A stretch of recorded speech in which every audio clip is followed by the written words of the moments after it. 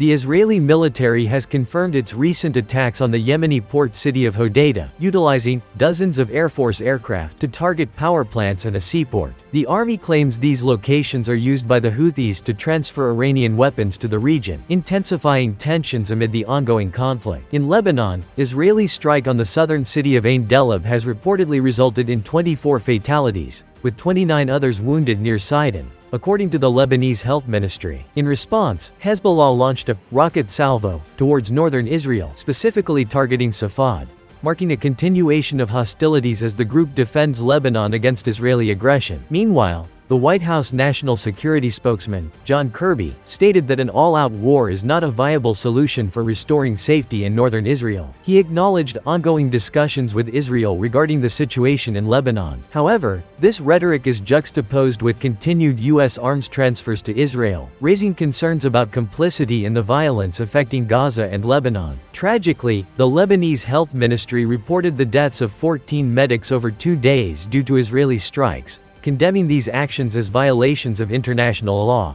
Amid ongoing bombardments, including attacks on Beirut's suburbs, Israel's prime minister has warned that military actions could displace up to 1 million people. Finance Minister Mohammad Aurangzeb announced that the number of tax filers has nearly doubled this year, with approximately 723,000 new registrations. During a press conference in Islamabad, he highlighted the government's commitment to improving tax compliance and tackling an estimated 1.3 trillion rupees in tax evasion. Aurangzeb emphasized that securing a new IMF program is crucial for macroeconomic stability, referencing the recently approved $7 billion extended fund facility aimed at reforming the tax system. In political news, Maulana Fazlur Rahman has been re-elected unopposed as the chief of the Jamiat Ulema-e-Islam Faisal, JUF, for another 5-year term. The intra-party elections, held in Peshawar, reaffirmed his leadership and that of Maulana Abdul Ghaffar Haidari, who continues as Secretary General. Following his re-election, Faisal criticized the government, saying that the fake parliament lacks a legitimate mandate for a major constitutional amendment and we want a fresh election. On the international front, Pakistan condemned Israel's military actions in the Middle East, particularly the recent killing of Hezbollah leader Hassan Nasrallah. The Foreign Office denounced Israel's airstrikes as violations of international law, urging the UN Security Council to intervene. Thousands of people have staged protests across Pakistan after the killing of Hezbollah chief Hassan Nasrallah by Israel on Friday. Around 4,000 people gathered in the capital, Islamabad, and another 3,000 protested in the southern port city of Karachi. The United States military has conducted 2 airstrikes in Syria this month, eliminating dozens of fighters from ISIS and an al-Qaeda affiliate. On September 16,